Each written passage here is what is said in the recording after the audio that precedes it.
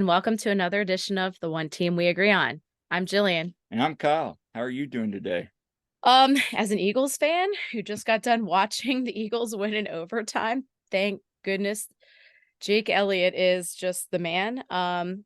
My blood pressure is finally coming down, and it's been quite the weekend. We still have the U2 tonight that I plan to watch, so I hopefully that won't be so stressful, but I'm doing okay. But you, the Dolphins fan, I'm guessing, are not as okay, I so don't want to talk he about doesn't it. want to talk about it. But yeah, Kyle. Yeah, that was not good.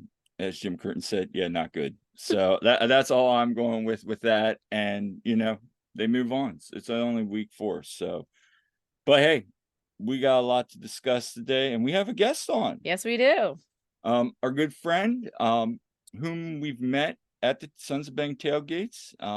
He is a fellow Section 136 member. Yes, I Interacted am. with several times, both in and out of the stadium.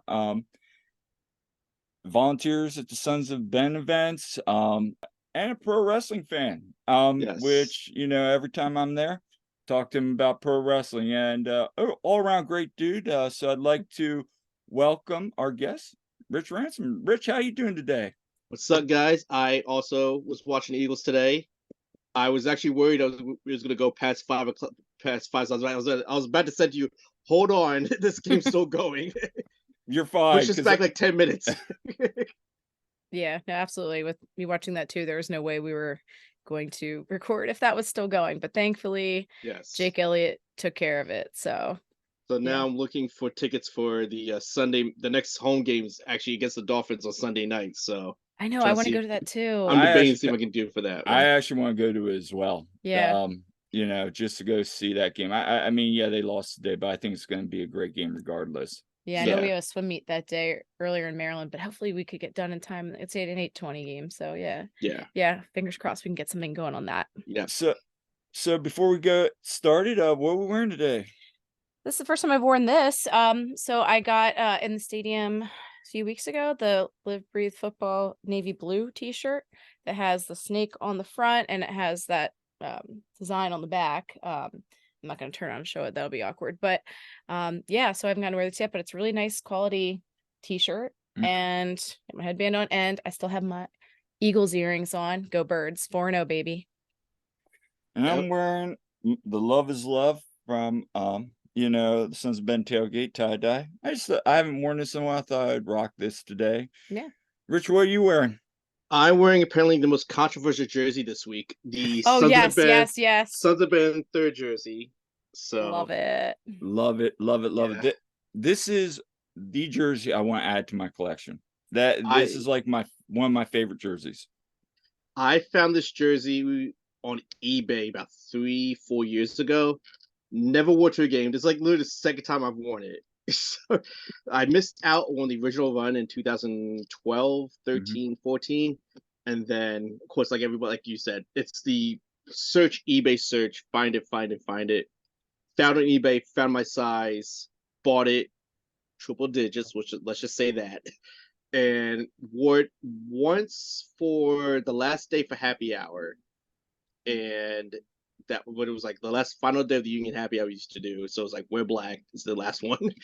And then this is actually the third time I'm wearing it ever. Because every time I want to wear to a game, it's always been we're playing someone who wears black, or we're playing a team who has bringing away fans we should not be wearing something nice to. In case you want to have run into them. Yeah. So it's like haven't won it. Third time wearing the jersey. I don't know why people saying it's ugly. I hate it. I'm mad. I'm hearing that. It's funny. I was talking to somebody about this, like when they would say like, "Oh, it's an ugly jersey. It's bland, whatever." That was that was like I guess he said to me, "This is how you find out who's started following the Union." If you were when this jersey came out, it was during let's just call them the dark years of the Union, and then so that's when he wore it, and then now those of us that's been good to you coming in. So people have probably seen this jersey actually for the first time. So they didn't know about it. You can say you explain the history about them steal the original kit use Open Cup runs for the team for the original best steal and for the Union when they wore this. So okay, so it's like it's always been a you can find out how long they've been Union fans if they know what this jersey is and how desperate, like you said, how desperate you are to find it. Then you know how big and important this jersey is. I mean, granted, compared to say the third just came out, like Toronto's is this pink and blue Caribbean kit. New I York love City that came one. out the set. It's a nice kit. I won't. Yeah. I won't I lie. love it too. Yeah. The New York City came out the Central Park screen kit. What was the third kit? Was Elena's '90s kit, which is like a lot going on. It Which is. I like the theme of it. It's of '90s Atlanta hip hop, but it's just like it has ATL and UTD in like the worst place down the middle. It just Right. looks It could have been horrible. better. Yeah, so I mean, and of course, you look and see like Seattle's away kits, the Bruce Lee Dragon. Portland has the Pink Roses.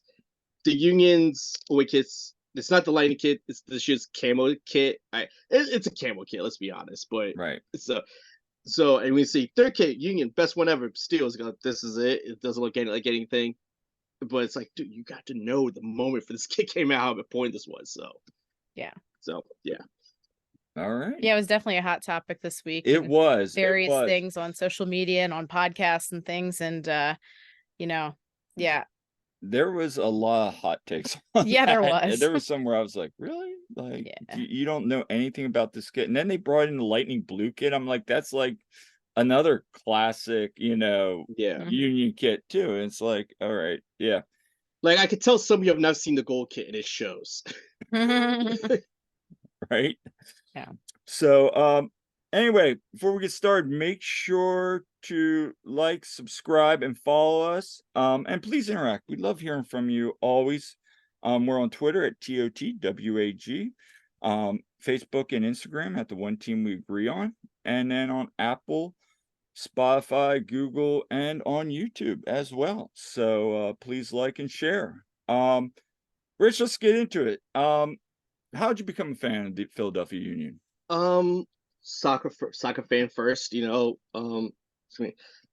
it's always flashes. Like I remember the '94 World Cup. I was probably like, well, I would have been 10 then. So I remember seeing that when I was little, and then growing up seeing different games on TV. Like I remember Champions League on ESPN when I got home from school, and then I could think my pinpoint was full on the '98 World Cup. I was full in on Brazil and Ronaldo and Valdo and all those guys, and I was like, at that point I was like, I'm in. I'm all in on this. This. I mean, I'm still a fan of the other four majors, but soccer, that was my thing. And of course, around that time, what was it? I remember MLS was coming in around that time too. So they was showing up on ESPN, but still soccer first of everything. Manchester. I'm a Manchester United supporter, so I was always watching their games. And then finally, well, I should preface like many other Union fans who don't want to admit it now, but admitted it then. Growing up, Comcast, CN8, Comcast Network, you show DC United games. So I would still watch those DC United games growing up. And then once the Union showed up, it was like, this is my new favorite thing in the world here. Went to Union games, 2010. Went to like one game in 2010. It was one of the Link games. It was the second one against Dallas, I believe. 2011 went to about 3 of those, and then 2012 I got the season tickets. It was on again, off again season ticket wise, but I was still going, still following. Fully back in 2018 when everything kind of set up straight. I tried to more 2017, but I've been a Union fan since the beginning. I love this team, contrary to popular belief of whoever tells you differently. I love this team more than anything else. I want them to win. I live and die this team. It's everything. It is everything to me in a way. I agree. I think we share similar sentiments. I remember in '94, and I've said this before, when that MLS 1.0 came out and following DC, because I was living in New York at the time, so they were playing DC United games, and it was awesome. But, lo and behold, we kind of found the Union. I knew about the Union in 2010. We kind of followed from a distance casually, and then we went to our very first game. We were hooked. So this team means the world to us. Especially because it's local. You're so used to European there. Yep. Exactly. And then even with MLS, and you say, oh, New York was only, say, 90 minutes away to go to Meadowlands to watch the Metro Stars / Red Bulls. It's only 3 hours away to go to DC United. I mean, granted, you can just do those drives easily, but it's here now. It's 40. Well, for me, it's about 35 minutes away, but it's here. It's local. It's now in my backyard, and I'm all in on this, and that's the best thing about it. Yeah, absolutely. Absolutely. And for me, it was easy, just like the fact that, I'm all in on Philly, all the Philly teams, and so, I went from being 4 for 4 to being 5 for 5. I mean, easy transition, but, so, there's been a lot of 6 for 6. We'll always count the wings, no matter what. Always count the wings. Yes. I know very little about lacrosse, but yes, I will root for them too. I've seen them a few times on NBC Philly, whatever. Yeah, but we need to get to one of those games. yeah, I mean, it'd be fun. So there's been a lot of good and bad, with the Union. Can you name your 3 favorite Union moments? 3 favorite Union moments. Okay. I want to go in order of excitement, but let me see. First one, I think, Jesus. Oh, 2011, Red Bull away. That was the big Union bought, as Sons of Ben bought like 5 buses to Red Bull Arena, like 800 fans. I think that's at the time that was the most they've gone. Sick. It was a big deal. Yeah. Granted, I think they still lost that game, unfortunately, but it was still like, this was like peak height expansion Union moments of like everyone's all in, and that's when we went to it's a rivalry game. Of course, Red Bull fans still say it's not a rivalry, but it is. Let's be honest. And then that was actually my first big major Union. Oh my god, heart moment. Number 2. What's my second one? I think maybe last year's Eastern Conference Final. Because that was after that game I kept saying to everyone, this isn't 2014 anymore. This was like 2015. Those dark ages Unions. The Union have now made it Cup final. When it was like bad, they were losing. That was it. My favorite Union was actually the 2018. Is it 18 or 19? 2019 Atlanta match at home. That's actually my second time capoing ever. But that game was like, they beat the defending champions coming from behind. And this is when that was my official the Union a good moment now. They had made the playoffs 2 years before. We took the defending champions, MLS Darling. We took it to them. And it's funny because after that game, we went to Larimer, and there was some Atlanta fans there, and they were going, that was the hardest we played all year. Because it was at that point to them still, well, they were also down on the team, but they were going, it felt easy to them to play these games. That was the first way, oh, someone's coming at us. We need to step ourselves up. And that game was that was my favorite Union moment. Yeah, fun fact about that game. That was actually the first game we went to. Oh, really? Yeah. Yeah, it was. So, and after that, we were hooked. Yeah, I mean, seeing them, not in person, but yeah, that was the first time we went to. So, yeah, it was pretty incredible. It was the very first game together we went to, and it was more than I could expect. And I'm just sitting here going, wow, this is awesome. We were going to come back, and then we did. We came right back for LAFC, and then that's how everything started. And then we were at the playoff win and all that. And then 2020 happened. We were going to get season tickets, and 2020 was 2020. And then we finally decided to bump it to 2021, and then we were hooked. Yep. Oh, So, what would be your 3 moments that left you heartbroken by this team? What were the toughest ones? Jeez. What was the 3? I know I have one that I reply back all the time. We talked about it, so I can just use the moments. God, what was the guy's name? He ran out of bounds with the ball. Andrew Wenger. Right, used to babysit. Yep. Andrew ran out of bounds. That was one. That was oh my god, horrible. Well, actually, no, that I have a bigger one than that. I guess last year's Cup final. Like,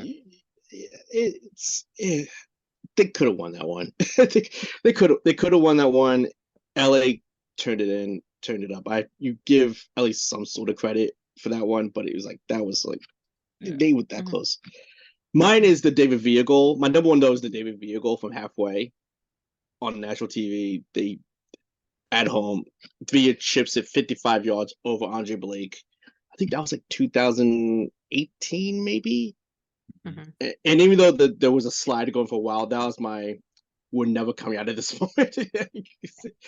Is Villa just chipped over Andre Blake, and I was like, God, we're just never. That was my we're bad. we're Yeah. bad. We're bad. But that was my low moment. But we got out of it. We Look did. at Yes, us. we did. Look at us. Look at New York City now. Yep. Yeah. I mean, gosh, sometimes you just gotta suffer, you know? It's like the same thing like with the Phillies, for instance. Man, they had some dark ages there for a while, Yeah. but now it's fun again. Thank Now God. it's fun again, and the Warriors did not have the dark ages soon because parody, MLS parody, the cycle has to turn at some point. But Correct. we It's don't just how it goes. want it to turn now. No, no, no, no, No, no. no. That's for sure. Rich, in your opinion, what makes the Union special from other teams in Philadelphia? And when I ask that, I talk about like the culture, the fans. For us, it's a family environment. You know, we got to meet you, but we've also met other awesome individuals. But what makes it special to you? It's the fans. It is the fans. It is everything. Well, you can even use the whole league in general in its own way. You shouldn't say it's like a bubble, but Mm-hmm. it's the fan bubble that comes in out of it. Well, I'm not saying it's a close, but you know what I mean. Of you go there, you're welcoming. They'll best examples any away fan who comes over. Mhm. Like you think, oh, it's gonna be like they say, oh, we're coming to Philadelphia. Oh, they're like Eagles fans down there. Like, no, we're not like Eagles fans. We'll mess with you for like a hot second, and then we'll say, come hang out with us. And then even if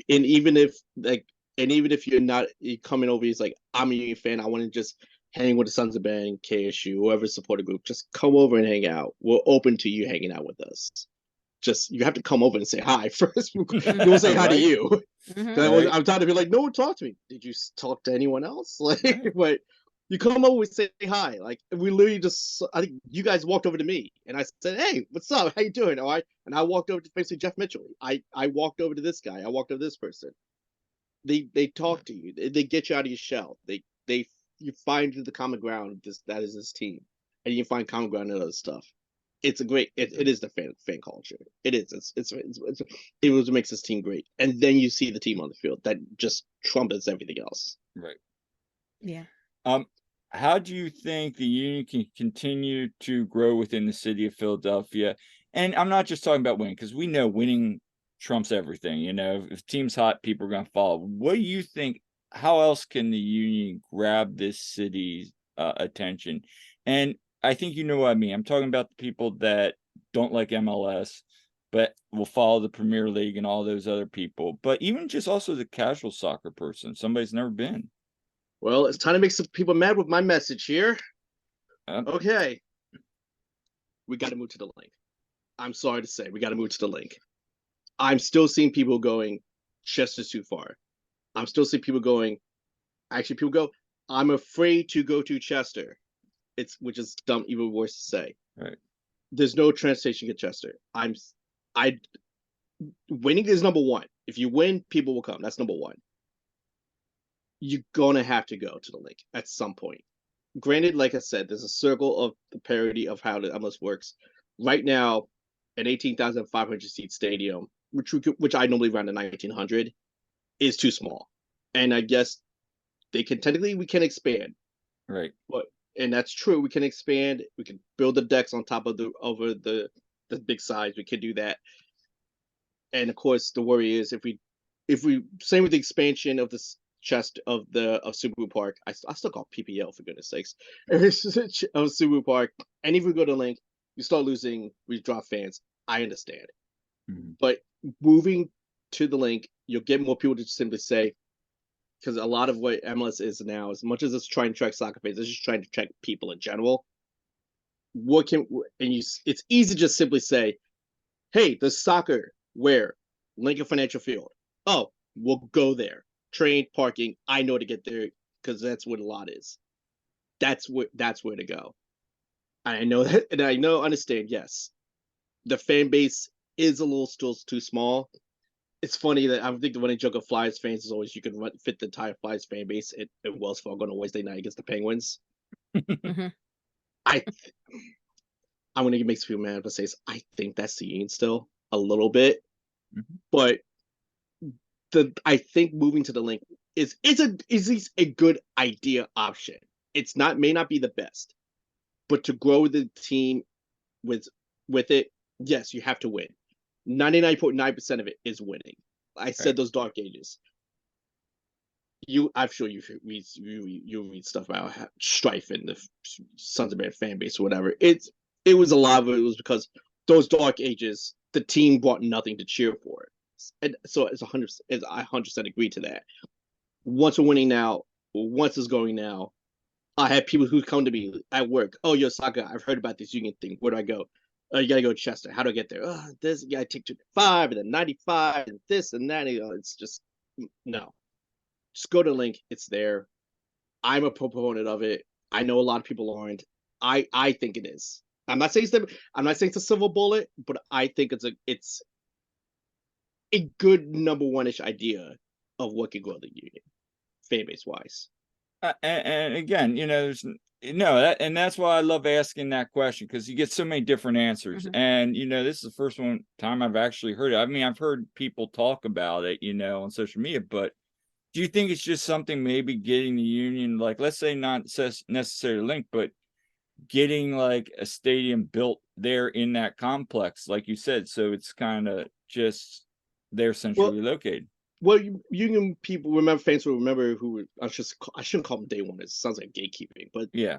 it came down to that little spot where Xfinity Live is. It was Mhm. either going to be a Union Stadium or Xfinity Live, but Comcast owns the grounds, so they went, "This is Xfinity Live," because they Okay. took it from like other stadiums. Like some Patriots Place has one, the Braves have one, all that fun little bar area stuff. That's what was originally supposed to be the Union spot. Of course, it was talking about Camden. The spot was talking about even the number one spot. For those remember, was Glassboro, which is going to be, Yep. which is even weirder when you think about Yeah. it. I Yeah, think it's like the Rowan spot or something. yeah, it's a like Rowan spot. Yeah, Yep. it's like try. If people complain about going to Chester, God, Glassboro's farther for me. It's farther for me to get to Glassboro than it is to It Chester, is. and I live in New Jersey, which is even worse. I think the link is a good-ish idea. Yes, and yes, you can use examples of Seattle, Atlanta, Vancouver, who do fit their football stadiums well, and then you could toss it back with New England, Chicago, which apparently Chicago gets like 30,000 people, which is surprising for how Mhm. bad they are. But of Chicago, New England, who play in football stadiums, and it does not do well. The Mhm. sound doesn't travel, all those things. I think it's easier as just a point and shoot look to just go there, enjoy it, and you will. But and there's no denying the specialist that is Chester, but bringing of just simply the casual fan, that works. The already soccer fan, you offered me an idea on a run sheet that we might discuss about that. I might bring those guys in, but the casual fan, point and shoot, Lincoln Financial Field, right there, go there, and that's a thing. And if we do continue to grow by winning, that might help. It's not a silver bullet idea. It's not the best idea. It's a good idea, I guess, depending on Mhm. how you look at it. So, you know. No, that's no, that's interesting, because again, like, you ask people this all the time. How can the Union continue to grow? And if you're centrally located, yeah, maybe that is one of the silver bullets, like you said, of just more easier to get to Chester. It is, than getting to Chester. I mean, I get that. I get that point. Yeah, for us, actually, selfishly, it's actually easier Yeah, for us to get to Chester being that in, southern end of Lancaster County, but, Yeah, yeah. I know, and I understand. Like, I used like for me, it's like 95, but every time I go 95 traffic, right. 295, it's easier, but it's just dead road. The Mhm. entire time it's Yeah. boring. It's exciting, and I don't mean, and selfishly, it's a little bit closer for me to get to the link than it is to Right. get into Chester. But I'm a firm believer of also this is what also is, and they fit the MLS edict of what they wanted in these stadiums. They wanted downtown stadiums. They want bars. They want something close where people can take public transportation. That's why I was actually kind of a proponent for Yankee Stadium for a while, because it's like, look, this is exactly what MLS wants. But it's not. It's an idea. I will understand everyone who tells me it's not a great idea. And in fact, I have people who would tell me stop saying it because it annoys them. But yeah, so you know. But always win. Number one, win. No matter what happens, win first. Absolutely. Yes. Absolutely. Winning does cure everything. It certainly helps. So what do you think people should know about the Sons of Ben and what makes the supporter group special? We are all welcoming, and I won't go through the politics of what I've been seeing lately of people going, it's not welcoming or whatever about the chance, but it's just come in. Just we're welcoming. We'll talk to you. You will find somebody to talk to there. It's not a closed VIP section where no one talks to anybody. I mean, yes, there's slow clicks who've kind of made our thing, but you will find somebody. Somebody will come to you and say, "What's up? How you doing? Have fun with us." And that's always been a thing. It's always been the great thing, especially through social media. You find different people. Like I found my clique doing the Union Happy Hour. Well, also through Twitter first, then through the Union Happy Hours. I think I found you guys through Twitter, X, through Twitter, and then found out like, oh, you sit right from me, even better. And then two other people, Twitter, then in person, and then you find lifelong friends from that. Because Sons of Ben are not looking to lock anybody out. They want you to come in and hang out with us, and that's been important. That's always been a thing. And then that's been the number one thing. Just come over and talk and hang out with us. I'm not the most front going person most time, but like it helped out for me. So just come on out, guys. Come to the tailgate. Except this Wednesday's BYOB. Unfortunately, I'm sorry.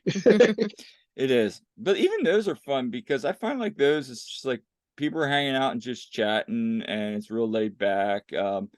Whereas on like the main ones on the weekends, it's like you're trying to get around to talk to everybody where those are a little hectic. I will agree. Yeah. Like yeah. We always joke that like we bring our chairs and then we don't sit in them at all. Yeah. We're just walking around talking to like everybody. So. And there's many chances I like I'm gonna book a chair this time, and I never get to it, and then I end up standing anyway because my entire group's standing anyway. Right. But as you notice, I'm now hanging behind the Justin's beer tent, sitting on the coolest now. So now I have a seat. So now I have a seat now, apparently.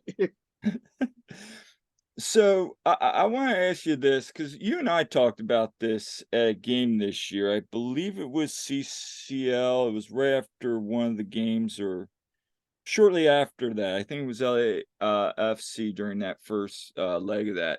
And you said to me, you go, Kyle, these guys are tired. We're tired.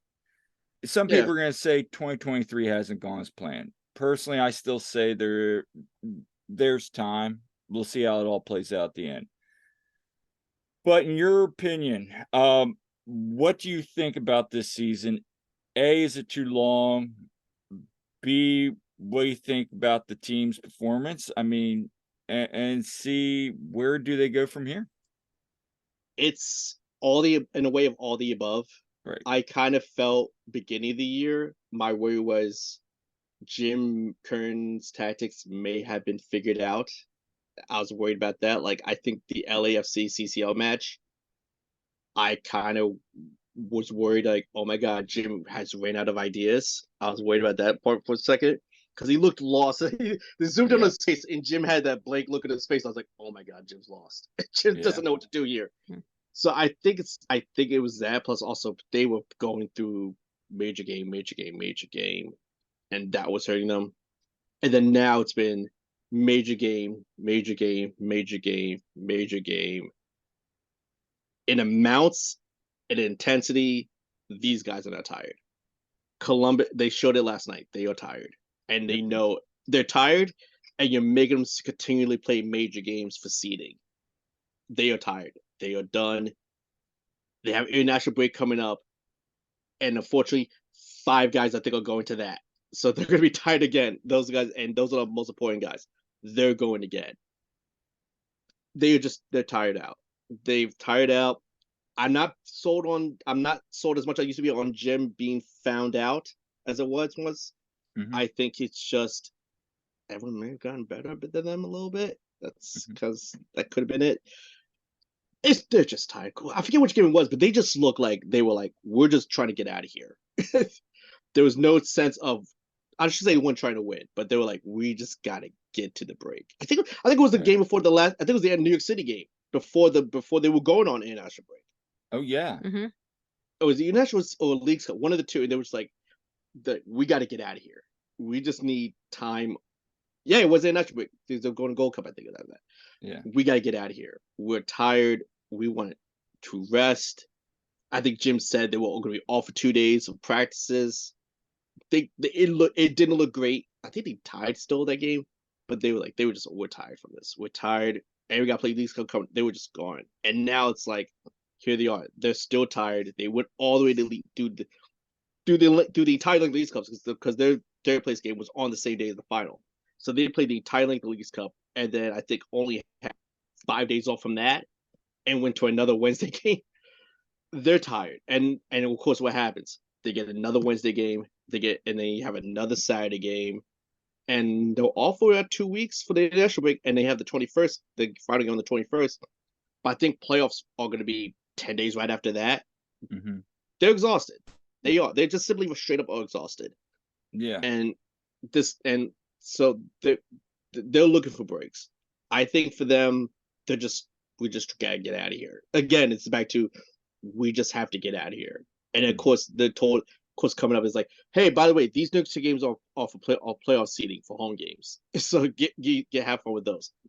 They can't help that. They can't. Yeah. So Yeah. I mean, like, you look at the rotation. I mean, between them being tired and the injuries. I mean, we saw that starting lineup come out last night. A lot of people. I said Oh that. my I was God. like, I did not expect a rotation on a Saturday game. I didn't either against Wow. that. And, Yeah. and the joke among some people was, well, drink them if you got them. But Yeah, I think a lot of Union fans got pretty blasted last night. yeah. Yeah, how's everyone feeling today, on Sunday? That's been the joke. But yeah, we're like, oh, okay, we've got Donovan and Sullivan. I mean, honestly though, I've really liked Quinn Sullivan. I thought he played well. I thought Donovan played well. Yes, I mean, at least we've seen some positives come out of that, like some guys getting to shine. Jesus Bueno's really had a chance to step up. But let's talk about that real quick. Yeah. Rich, this past week, they had a game Wednesday, obviously against Dallas, and then last night's game. They have 5 draws right now. Yeah. Against really good competition. So for me personally, like last night, that was a game when you saw that lineup, at least for me anyway. And you had mentioned that it was like, oh no, against the hottest team in MLS, you're going to roll out. And Jim's plan was, let's get to half, run all our top guys and all our forwards on them with tired legs. Yeah. And it almost worked Yeah, out. but when the lineup came out, Kyle was like, and I quote, "Oh God, we're gonna get like scored on. It's gonna be like 6-0. That's how he was. Joking. He was joking. Of I course. was joking, but I saw what Jim was doing. But we've seen Jim likes to get cute at times. But you got thus my Jim has gotten thus my Jim has lost moment. I said. Yeah. It's so like the injuries obviously played a factor in it. I mean, I think we can all say that. But I mean, are you encouraged at least right now, as tired as they are, that at least we're not getting defeated? Now, granted, like Cincinnati, we should have won. Dallas on Wednesday, that felt like a loss because we had some opportunities there. What was it, 19 shots?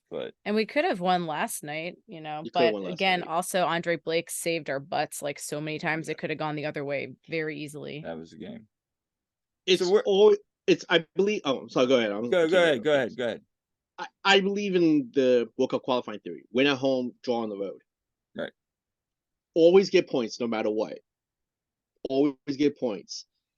Draws they're not fine, especially how you get them. I guess I'm mad. Well, I should say, because I always believe in wins and wins no matter how you get them. But get the points, get the home field at least for the first round, for that stupid 3-round series, which I have no idea why they're doing. But I don't either. yeah, I mean, I know why. Apple money. Yeah. Yeah, Anyway, no, absolutely. Yeah. get the first, stay up in, I believe it's like top 4, stay in the top 4. And luckily, the next 2 games are at home. So I can understand, like, when I'm, like I said, it was an A lineup on against Dallas at home. Columbus, just get the draw on the road, fly back. Wednesday, Saturdays are at all home. Get those wins there. We can beat Atlanta. Atlanta's not great on the road. We can beat Nashville. Nashville's they play up to who they're playing, and then international break. Get those wins, and then we play New England, and we don't know how New England is still, but because they're going through their little turmoil. There's the up and down depending on how they play. Right. Just get through these games, get points no matter what. Get the home playoff, and then hopefully we get a goodish opponent to play against. I think we might. I think I see this team playing third, which I think that means we might play maybe Columbus. Maybe we could either play. I think right now we're 4th. We're 4th right now. We're 4th at the moment. Well, Yeah. 4th is we would play Columbus. Yeah. Yeah. I think this team could do third. I think this team can make third. So we'll play the 6th team, which currently would be Atlanta. Yeah. So, and of course, I think their schedule is actually tougher looking. I think maybe looking at, so that means we could play Nashville. So I think they can make at least a good playoff first round. Right. You know, I kind of think that would be a little tough first round for them. So they just got to keep getting points. And like I said, I think they could win the last 3. Is it 3? Oh yeah. They could win the last 3. It's possible. As long as they just keep their heads, because a lot of these draws are off bad mistakes. That's on, that has to be on them. And just get through these games, get to the playoffs, figure it out. Just get to where you need to be. And I think that's a silver lining. I think all along it's just get to the playoffs with all these games, and then let's see the chip stack. And if the defense is starting to, play better, like last night, it was a firing squad on Andre, but at least they kind of kept him off the sheet outside that PK, so that was encouraging. I mean, Andre was great, and I mean, I thought Damian Lowe's doing a great job, and Jack Elliott, aside from the chicken wing handball thing that sucked, but like they've been stepping it up. Well, I guess we lose Kai for Wednesday, so that sucks. But next man up. So next man up, and and Harriel. How good was Harriel though last night? He's been playing good. That was too. really good. So that's good too. Yeah. So moving on though. So Kyle knows more about this than I do, but how did the I-95 Cup become a thing, and do you think it should be an actual cup? Oh, the longest story ever. It was an idea made up in 2011 or 12, because it was when I was doing fully back. Once the union came out, I went full on deep dive MLS, and that was when Portland and Vancouver and Seattle all came around at the same time, and the famous Cascadia Cup they have. So I was like, oh well, they have something, we can have something. Northeast teams, and I made a whole story when I used to do something for Brotherly Game, and I was like, hey, make it a real thing. Do this, let's make it. And I made the now famous I-95 quarter cup page on Facebook, because I wanted like a group page to say, let's make it a thing. Here's the thing, let's do it. And I had sent it to the Sons leadership at the time of saying, can you talk to the other supporter groups to make it a thing?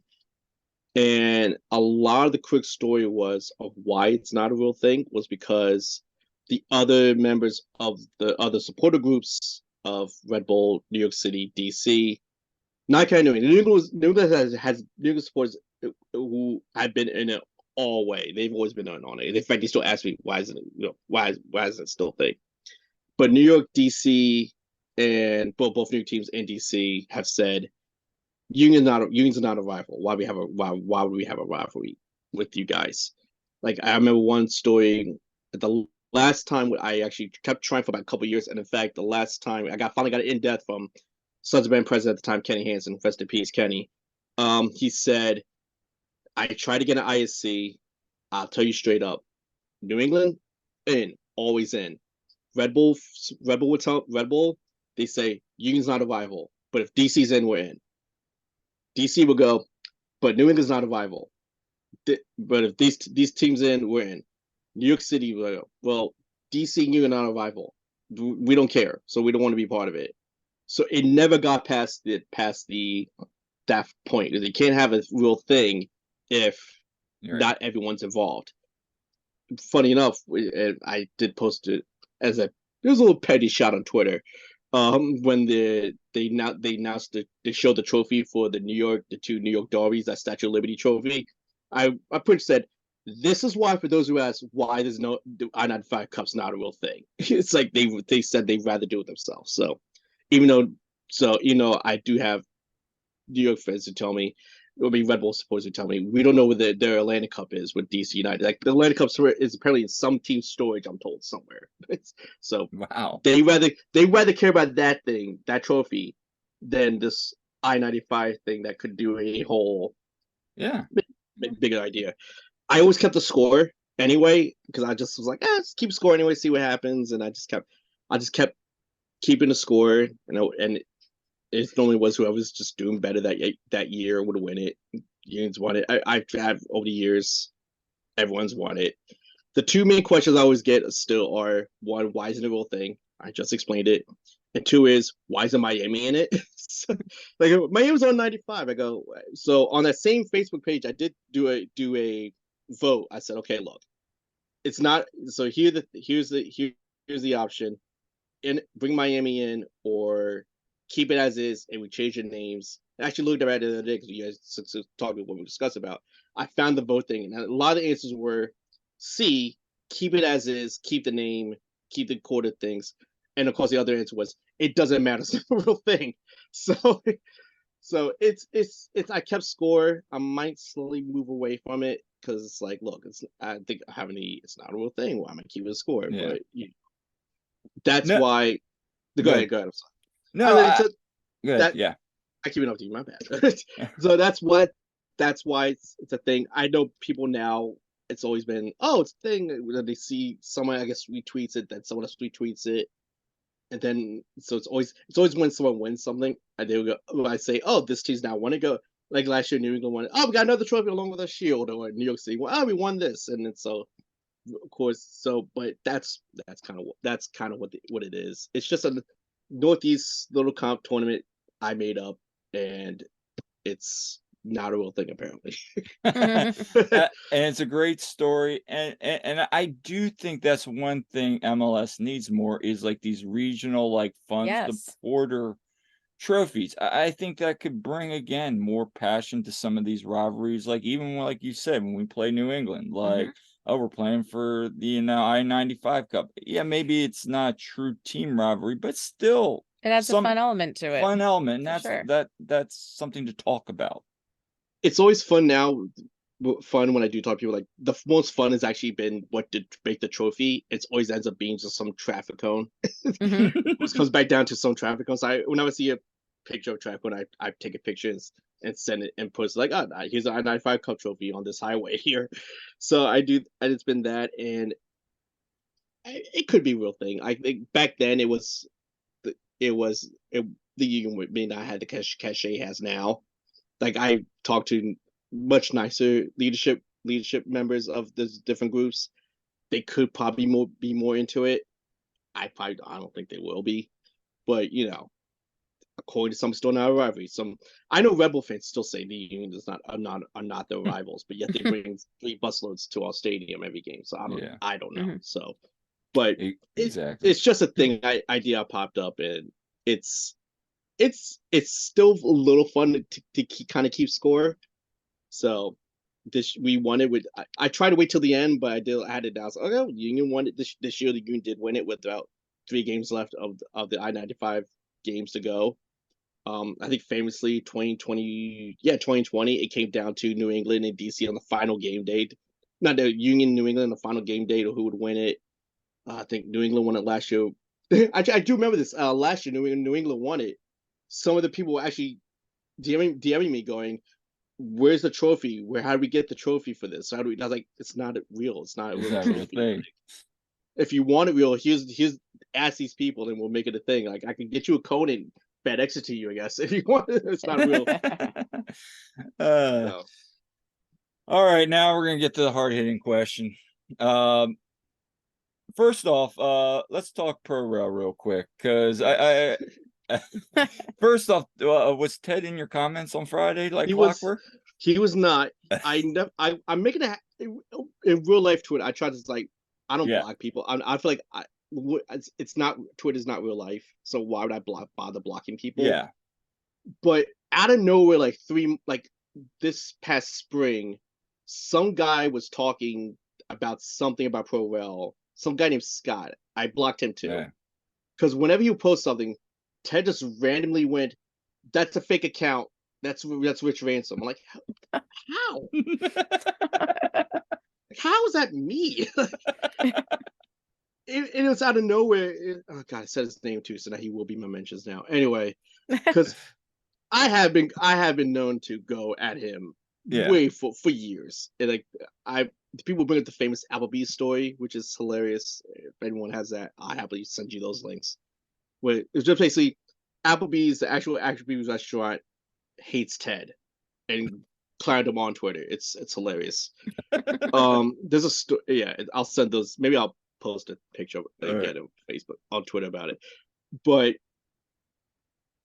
he kind of just died down, and I never said anything to him for like I think maybe like 6 months, because I would just go, "Said Ted, you're this operative, let's just say," and then out of nowhere he just was like, he said, "That guy Scott's not real. It's Rich Ransom. It's a bot account run by Rich Ransom." And I just was like, "How is that a bot account?" What?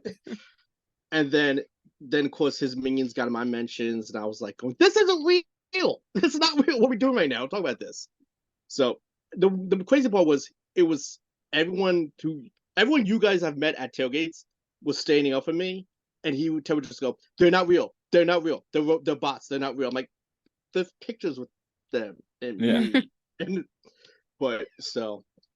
anyway, the real part of it was every day at clockwork at 6 o'clock on a Friday, he would just come into my mentions and say, "I'm not real." So yeah, so that was the more weirder part. I was like, he thinks I'm this account, and it's on clockwork. He says this. That was the more weirder part. And then he has the same things. I think in like a month to me. Same thing. Guy said something, and he said him again. Oh, like reverse transfer. He likes wrestling, so it's fake like MLS. I'm like, so I blocked him. I blocked him. I reported him. I would never do that normally, but I just did it anyways. But so, what's your question about pro rail? Where you stand on it? Because I'll tell you where I stand. My stance is, I think for MLS, for where they are now, from where they came from at 1.0, it cannot work right now. There's just too many things. My other thing is kind of selfish. We know with number one, I don't think we have. I shouldn't say we don't have enough teams, but I don't think the infrastructure in American soccer is built yet like it is from hundreds and like 100 years ago. I mean, some of these teams in other leagues have been around since the 1800s. The soccer infrastructure in America is not there yet. Will eventually? Maybe. I mean, I'm not saying I'm anti, but what I'm saying is these people are like banging the table like, this is why American soccer is not good. I don't necessarily think it's pro rel is why American soccer is not MLS. MLS has been around since 1996, I believe. Like right around then. They haven't been around since the 1800s.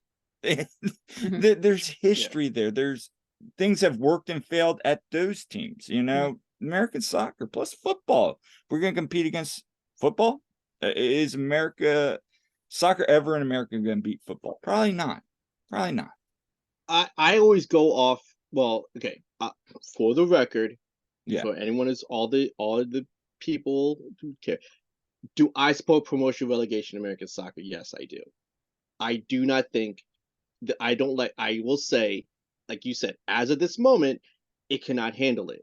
And of course, then we'll go. We'll just knock it all down, start it again now. Like it's the silver bullet. They always go like I say. It's 6:06 on October 1st, 2023. If we have promotion relegation for the start of the 2024 year, then we will win the World Cup in 2026. That's how they think promotion relegation will work. We'll just automatically be well. Like it's not work. It won't work like that. Yeah. It's going to take entire infrastructure to tear down and build up. And if we want to do promotion relegation, fine. And yes, that includes the owners of MLS who pay the billions of dollars to get in, and the USL owners who played millions. It goes up and down to get these players who you say could be better. And that's a whole nother thing. These players still don't want to be here. They want to go to Europe. So it's a whole thing with that. Promotion relegation to work in America and the seeds of we now finally want to do promotion relegation, that would be like 2050. Let's Yeah. at the earliest. My new worry is what they always say, and what they say about Major League Soccer. The regular season doesn't matter. No one's watching this. There's no, I guess, fear. I guess it's the correct wording of it. I looks like I froze. Oh no, yeah, I froze. I don't know, I froze. We sat through the process with the Sixers. Was anyone going to those games as fans? Was anyone going to like these? Like you talked about the down year Phillies. Yeah. Was anyone going to those down? Was a hard? Not people go, but was anyone? Was that they feeling it was no. We talked about earlier about getting casual fans, soccer and non-soccer fans to go to Major League Soccer games. How do you convince someone, hey, come with me to soccer tonight? Oh, where we're going to watch the Union. Well, are they good? Not really. And the fighting to not go down to another league. And I'm sorry to say to that also to those people. I know there's no, as you say, there's no such thing as minor league soccer, but there's minor leagues in America. And unfortunately, to explain to people, you had to explain the bare minimum of the going down the league. That's sort of the idea of going to AAA baseball. And yes, according to baseball, that's called minor league. You have to explain it that way to them. Right. And they'll just go, well, the team is bad and they could go down. Why would I want to go see this then? You can't go, well, they're going to fight to survive. Well, that's not a good explanation to them, because remember, the team is still bad. Mm-hmm. And it could still lose. And you can say to them, there's people I bring to Union games to still go like, and the draw's like, you brought me to this, a 0-0, but they're in second place. But nothing happened. There's nothing exciting here. And you're going to try to explain to the same fans, hey, come to this game. This team's not great, and they're trying to fight to not go down a league, and they need your support to not go. Like, you can't do it. Right. Like, they always, like, I'm tired of always people talk about the Premier League and the relegation bouts of Premier League. That's the best part about soccer. I'm like, why don't I watch 17th and 18th teams play to not lose? Like, that's not exciting to me. I'd rather watch the top six. Yes, even though that's Man City, Arsenal, and the millions and billions of dollars, I'd rather watch that than watch Everton and Burnley fight for relegation. That's not exciting to me. And it was like, oh, but no, it's just fighting for survival. They're still hard, but still not looking good though to me. Like, I want to watch these two bad teams play to not lose, to not win, to fighting to not lose. I don't want to watch that. Right. You got to make it. You got to find the American fan something exciting about. It's exciting to those fans in Europe to watch Pro because it's their team. They're all in. They know what it means to survive. It's American soccer here. We still we're winning. The Philadelphia Union winning, and people still don't want to come to this. Right. Mm-hmm. So, you want them to come when they're losing? So, like, that's my feel of Pro. The fans still may not want to watch whatever this is you're saying of the drama is what brings it in, and that's all. And I guess that's a whole other thing. Because always people, whenever those go Pro, they always talk about Pro promotion. They never talk the relegation part. Right. They never talk about well, like, you got to get these Pro because these teams in these lower divisions need to promote to the top league. They're like, well, what about these teams that are leaving. Like Yep. it is, and they say, like the owners will straight up say, I don't want no part of this. Go, well, that's just billionaire owners who will put an owner who cares. Like we have owners who quote unquote care, and they don't and they don't show it. Well, So yeah, and to your point, I mean, there's a reason like Barcelona, well, now Barcelona was doing it for other reasons financially because they're yeah, bankrupt, but there's super teams out there in the Power Five leagues that are going, hey, we don't really even want pro rel. You know, yeah. they want to start their own thing. So that I kind of piggyback off your point. They don't mention that as well, or if they do, it's always like, well, it's a money thing. Well, yes, there is a lot of financial incentive with these teams. If they were to get relegated, they would lose a lot of money. So again, not everybody wants it, even in Europe. So this whole fantasy to them thinking that everybody in Europe loves it, it's simply not true. I mean, it's all I can understand during the Super League of fans who are going, "This is bad. This is not great. This Right. is not great." Owners getting money, 100%. I understood it. Yeah, yeah, But like Everton, this team has always been in the top division. I mean, not always, but you know what I mean. yeah. Always been in the top division, is now close to the bottom or at the bottom. And they always go, well, we have owners who say they put money in. This is Everton Football Club in Liverpool, one of the top teams, no well-known teams of Europe, and their owners going, I'm putting no more money into this. Like, come Yeah. on. And we'll talk about, so when they go, we always talk about owners in America who go like, oh, they don't care, they don't care. You have a guy who just says, I don't want to even save this. I don't want to save this thing in England. Right. That's known. Like this is the club of Paul McCartney and it's Paul McCartney's family who said, I don't want to care about this. Take it off my hands. I don't want it. Like, come on. Wow. Yeah, no, and it's not just that. I mean, you look at Serie A, there are owners in Serie A that are the same way. They don't put money into their clubs at the bottom, and then they'll just go down to Serie B, and Yeah. they'll just be there, and then they'll come back up, go back down, go up, back down. It's wild. I mean, thus the American soccer story, of course, America's team which is now Wrexham. They're everyone's favorite team now because Ryan and Rob, they're gonna bring it up. They're gonna bring them to the top. But they even said, I think I just watched the last episode, and the other guy, Humphrey, was like, dude, we have to make it in 4 years. If we don't do promotion, then it's 4 years, we're out. We gotta make it. We gotta make at least to the championship in this timeline. And if we don't, we're out. It's too much. We're wasting so much money on this. Right. That we can't. I think he said we can't stay in one league more than 2 years. Right. We have to go up. Of course, now they're playing in the show, dude. And I've always seen already. They were playing a show of a team who was like, we were just a team of guys, and now we're in the top division, of non-league. They go, see, it can happen. Like, yeah, but that's 20 years of wait here. 20 years waiting. It's his money, and what if he just said, I'm down, I'm out? Like, you got to have someone who wants to be it, and right. Yeah. So MLS is fine. I'll end with my little MLS is fine thing. I always say, every year when MLS starts, because there's always the same people always go, they always go, MLS is going to die today. MLS is going to die because of their money, whatever. And I always go, because the pyramid scheme, MLS is going to die today. Every opening day, I always say, welcome to the 28th year of Major League Soccer. Yeah. I say, welcome to the 20th year of Major League Soccer, where contrary to popular belief, rumors of his demise has been greatly exaggerated. Oh, that's good. That's good. All right, last question. So I'm gonna do just a little fun thing. Since you're a big pro wrestling fan as myself, I want to get your opinion on your favorite wrestler per each decade. And we're gonna start in the 1980s. So I'm going to go down through and I want you to kind of give me your favorite wrestler. You don't have to go into necessarily exactly, why, but you can. But let's start off with 1980. Who's your favorite wrestler? Okay, 1980. I was born in 84, so it means I had to watch everything on YouTube and DVDs. So I went through a WCW NWA wormhole of the Four Horsemen.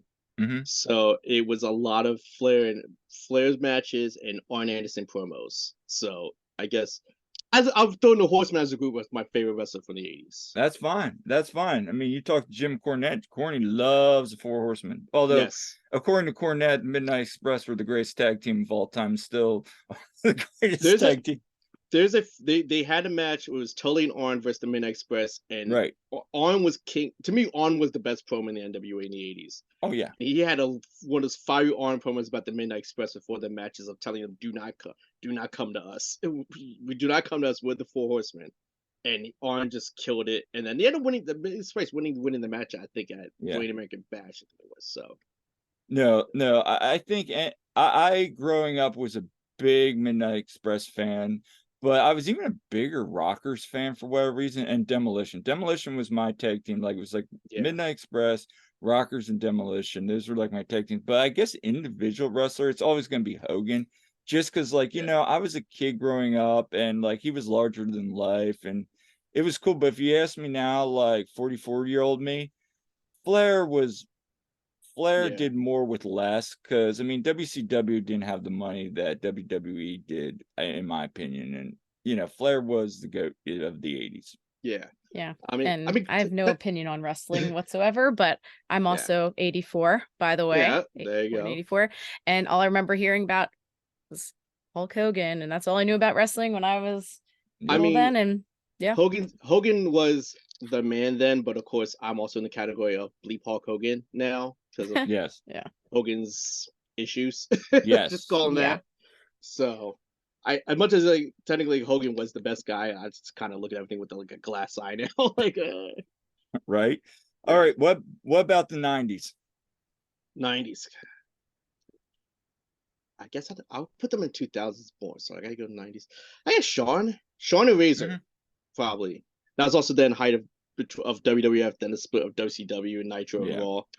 I was a Nitro guy. I picked Nitro over Raw, which is good or bad. But I think my first WrestleMania that I watched was WrestleMania 10. And from that match, of course, was the ladder match of WrestleMania 10 of Razor and Shawn to unify the Intercontinental belts. And there was a DVD. I had a DVD. I gotta find it. I might have to go on eBay again because they had a promo from Superstars where Shawn came back from his suspension / injury, and he came back with the belts, and he had the belt. He said, "I'm the real Intercontinental champion." Took it out. It said, "No real man or Chico is the champion but me." And then Razor came out, and then he had a whole thing and that's when it led to the match, and it was a great match. So I guess those two. Oh, it still was. It's an all-time classic. For me, it's always going to be The Undertaker. I mean, I'm a huge Taker fan, and like I started following him then. I mean, for me, I'll tell you, even my 2000s still going to be Taker. 1990 and 2000 was Taker for me. I mean, that's it. I loved NWO. I loved the whole NWO thing, but that was my thing. So Taker was dope. Taker was so dope. I mean, think about it. Like, I mean, the older I got, it became like, I need technique in the matches and how the holds were and everything. But Taker, that Dead Man Taker was really good. You can't deny that. Yeah. What about 2000 for you? Triple H. That's a good one. Triple H was my guy. So of all time, I should have would go Rock, but I think overtime it was Triple H. I was a DX mark, even though I said I watched WCW and NWO. I was a big DX guy. Nice. And Triple H came in, and I did love Triple H, but he even when he was bad, he was good. I think during the late 2000s when he was then booking and he booked himself to win all the time.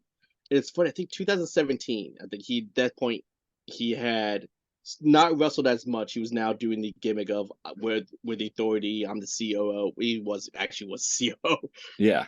It was, I think, WrestleMania 31 maybe or 30. It was the one that went back to New Orleans, and it was him and Stephanie versus Ronda and Kurt Angle. And it was Triple H had not wrestled that much, but they were coming back for that match. And it was still the Motorhead of time to play the game. And I was like, I didn't think I was supposed to no matter what happens, I think the minute I hear time to play the game, I think I'm still gonna pop no matter what happens. So he's my guy. Triple H was my guy. I Nice. think all time he's my guy. So I So didn't grow up through the lineup of Hogan and Andre and Warrior. I just saw them, knew the end of the careers. Well, I mean, granted, I watched Hogan, right. WCW, and all stuff, but like Hunter Helmsley, the Blue Blood, to DX, the Degenerate, to the man he is, and then the businessman is still, and he's still, well, he can't wrestle now. He's officially retired. He had a heart issue, but that was my guy. Nice. And then let's talk about 2010 to now. Who's your favorite wrestler? Who's that? Do I pick an indie guy? Do I pick a man? No, I don't know if I pick. I have an indie guy for you coming up after this. So I'm trying to think. 2010, maybe AJ? No, was it AJ? Because 2010 was still the 2000 guys still going. Because Triple H was still going then too, and then Rock was still kind of show up. Austin was still kind of show up. Hogan still showed up, unfortunately. Yeah, dude, that was never good. Yeah, I guess Punk. You know. Yeah, that's where I am. I love Punk. Yeah, it was Punk for me. Because I was full on indies at that point, and then Punk went to WWE, and I was in on Punk. I mean, this last issue though, I think Punk was wrong, but I think I think Punk though, of WWF and TNA, and I guess if TNA became maybe AJ of TNA at the time, and then but I was also, like I said, I was also full on indies, so I had a bunch of indie guys I was watching then too. So, all right, so who's your favorite indie guy currently? Currently got Joe Janela. He's my guy. I'm full on Joey. I watched CZW before he's came through there. He was doing all these crazy matches then. Not as many death matches. Now he does a lot. Well, he still doesn't do that many, but he does when he has to. But Joey's my indie guy. Currently, I think so. I mean, if you cut AEW is not the indies, but yeah, Joey Janela. That's my guy. I mean, I'm gonna be I'm gonna be kind of biased here. I'm gonna go with my boy Tim Donst. Or Bro Keller. But no, in all seriousness, if I'm gonna like look at like just because they do great, both of those guys are awesome. But if we're like talking like GCW, like all those, I still love Nick Gage. Tim wrestled Joey at a car show as that once. yes, I remember that. I've seen the video. But no, I'm a big Nick Gage guy. I do love what Matt's doing, having left like WWE and now coming down to like GCW, and what he's done with his how he's kind of retransformed himself. Yeah, I really like his character right now. It's awesome. I was a Nick Gage fan. Those early CZWs of like 04, 05. They won GTW 48. And I used to watch Gage all this time, CZW Fake UTV. And then I kind of fell off CZW a little bit because he had the lots of TV stuff, and then internet wasn't that big then. It was till 2005, and then I found Ring of Honor, and then Ring of Honor was in the middle of a promotional war with CZW, and I'm like, oh, CZW's still around. That's when I rediscovered Gage again, and then Gage was going through his issue, but Gage was still the man. He robbed the bank that was actually a mile from my house, which was hilarious. Wow. That bank was a mile from my house, which I was at that morning too. So, which is so hilarious. I was like, and I saw his support. I was like, what? When? I was just so, and then he came back for GCW. Told every time I see him, tell him every time, dude, you're the man. I watched you when I was like a senior in high school. I love you to death. So he's like, oh man, cool man, thanks man, you're the man. I love you, man. So all right. Well, Rich, thank you so much for coming on the show.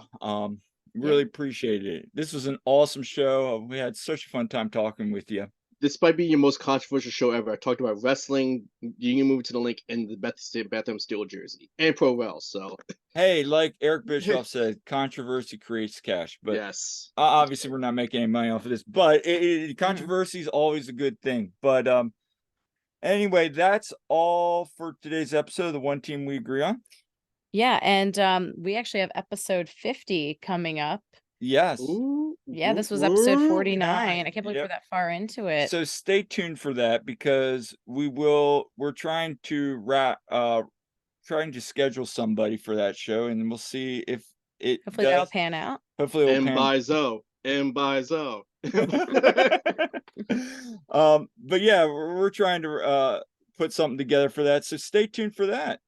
Yeah, and make sure to subscribe and leave a comment. We love hearing from you. And if you have any ideas for on future episodes or guests, please send them our way. And until next time, I'm Kyle. I'm Jillian. And we'll see you at the game.